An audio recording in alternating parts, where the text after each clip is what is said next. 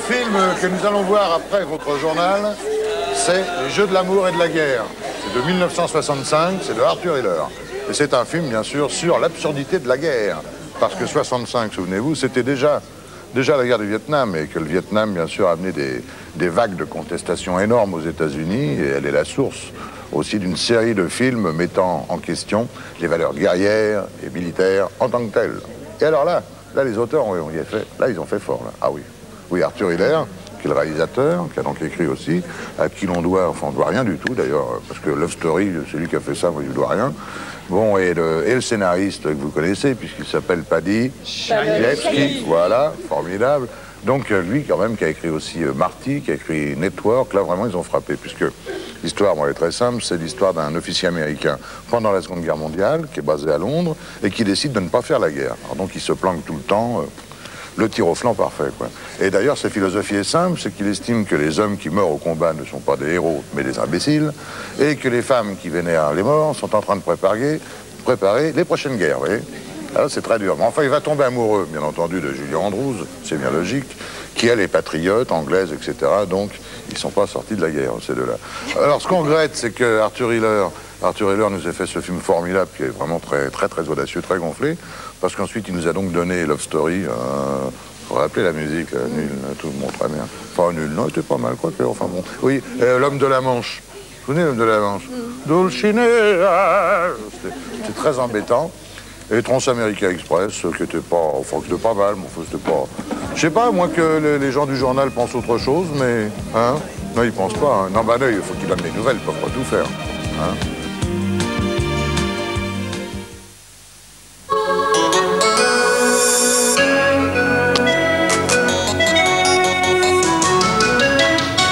Madame, Monsieur, bonsoir. Si nous allons essayer à Soir 3 de faire les deux, de penser et de vous donner les nouvelles avant de vous laisser retrouver la dernière séance. Mais tout d'abord, les titres de cette édition avec le drame du Liban. Nouveau combat aujourd'hui dans la capitale, paralysée et menacée par la pénurie. François Mitterrand lance un appel à la conscience internationale. Le casse-tête des Européennes pour la droite avec une rencontre Valéry Giscard d'Estaing, Jacques Chirac. Demain, deux questions difficiles à résoudre dans les entretiens, une ou deux listes. Et quelle place faut-il réserver aux jeunes ? Suite de notre enquête en Irak, le pays se relève de 8 années de guerre, 1 million de morts contre l'Iran. Ce soir, la convalescence économique du pays. Et puis la météo, une semaine qui s'annonce maussade, pluvieuse et assez froide, mais en principe pas de neige demain au petit jour. Tous ces titres, Soir 3, je vous attends dans quelques instants.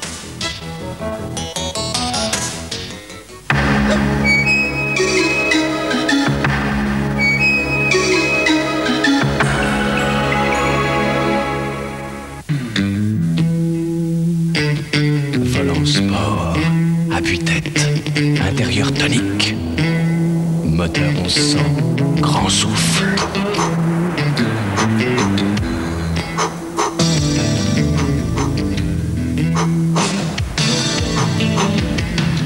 Citroën AX tonique, respirez.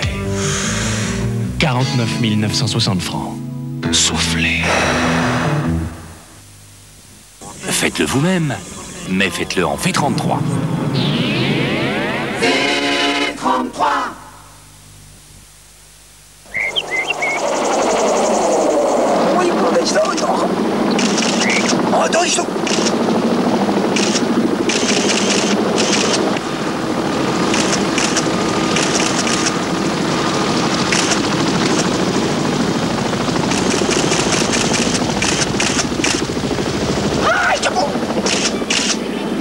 Anglais, Vito, Sam. Sam, et tout va bien au jardin. Moi, je protège le bois en V33, avec Fongexor en 2 coups seulement. Faites-le en... V33. ICL. ICL. ICL. ICL.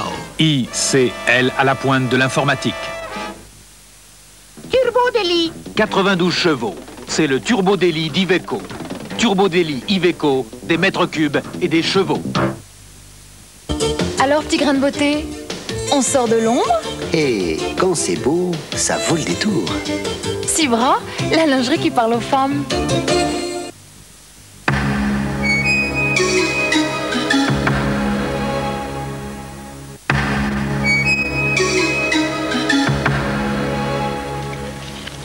suis une femme d'Albert. Las de la vie de château, une jeune beauté se déguise en garçon pour conquérir le monde. Catherine Spaak et Robert Hossein font la guerre et l'amour dans un grand film romanesque, Le Chevalier de Maupin, jeudi 20h30 sur FR3.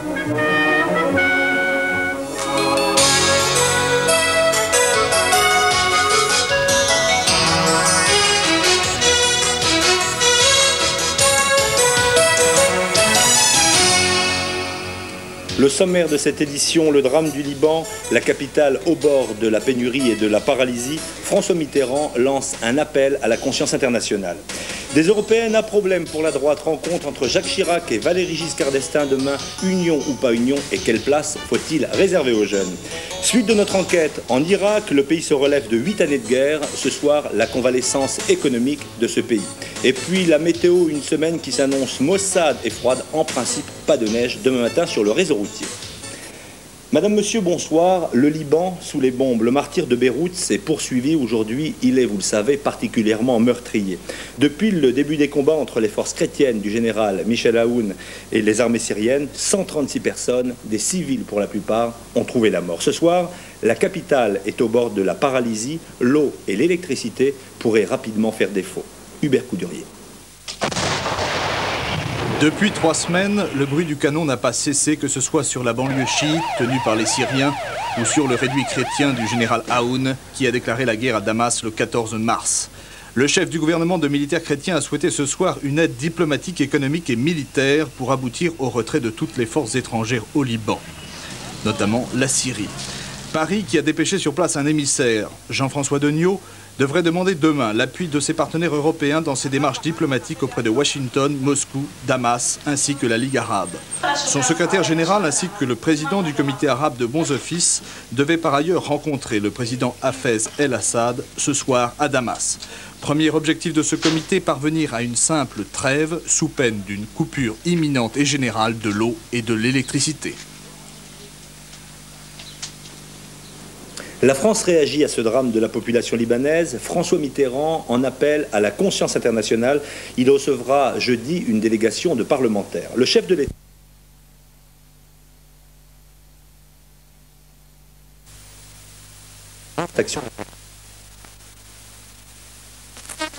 La libanaise dans tous les esprits aujourd'hui à Gainsbourg, en Bavière.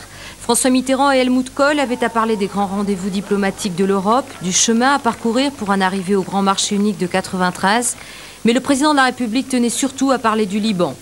François Mitterrand en appelle à la conscience universelle pour sauver le Liban dont la population est menacée de destruction.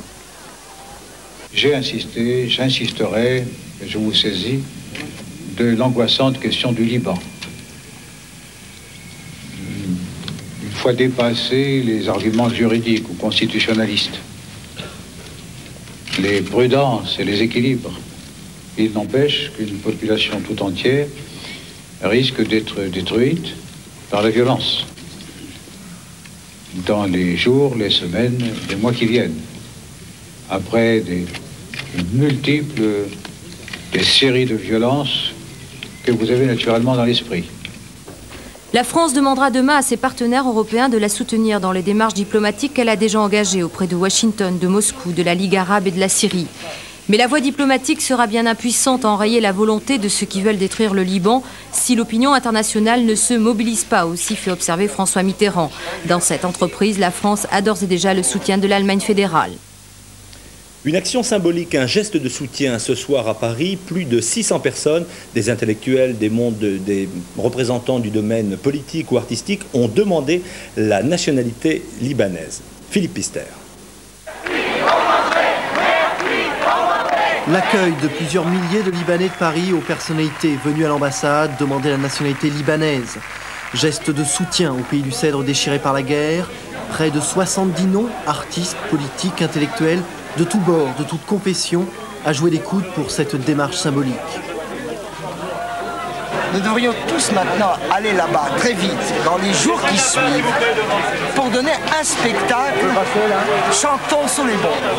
Et nous allons voir là, nous mettrons en danger notre vie, et ça ne sera pas uniquement des signatures dans une ambassade. J'ai très bien connu le Liban et j'ai eu là-bas l'expérience, en terre d'islam, en terre arabe,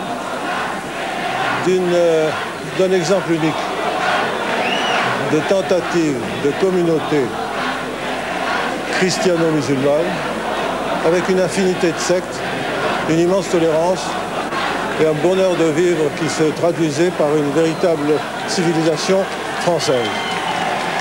Devant le fossé qui menace de se creuser entre les musulmans et les chrétiens, entre les musulmans et les non-musulmans, je trouve que la fin du modèle libanais annoncerait quelque chose comme une catastrophe de l'esprit.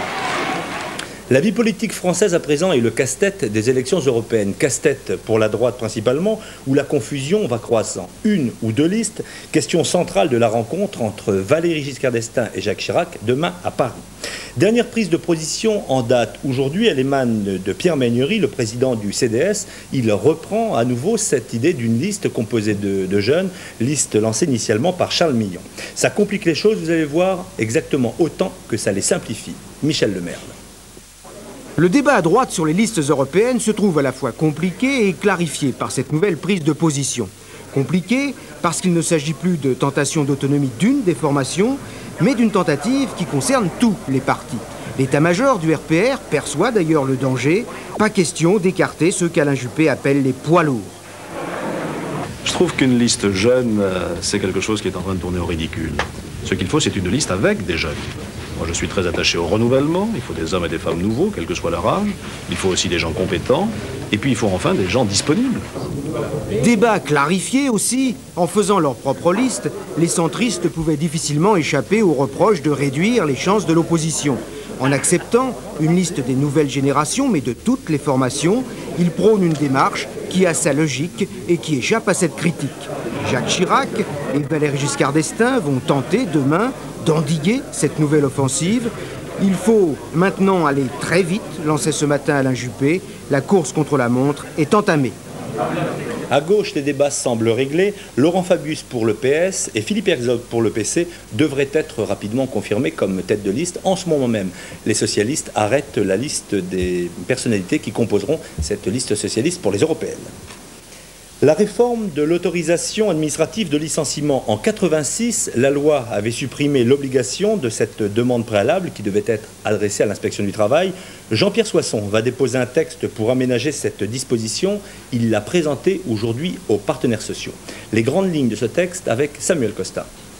Pas question de rétablir l'autorisation administrative de licenciement. Le ministre du Travail s'y est formellement engagé. Il s'agit plutôt d'introduire un ensemble de modifications pour inciter vivement les entreprises à gérer leurs emplois. Le comité d'entreprise devrait disposer d'un peu plus de temps pour consulter un expert comptable, par exemple, ceci avant de donner son avis. Les plus de 50 ans disposeraient d'une meilleure protection contre les licenciements sans espoir de reclassement. Mais au-delà des aménagements techniques, le gouvernement espère introduire une fois pour toutes dans les entreprises la fameuse notion de gestion prévisionnelle des emplois, dont une bonne partie ont été dévorés par la modernisation. Quelques difficultés au programme, d'une part la réticence de certains chefs d'entreprise, d'autre part la réussite de l'indispensable concertation avec les syndicats, toujours très divisés sur la question. CFDT, CGC et CFTC sont pour, FO et surtout CGT sont contre. Voici à présent l'actualité à l'étranger avec ces télégrammes. Ils nous sont commentés par Caroline Sins.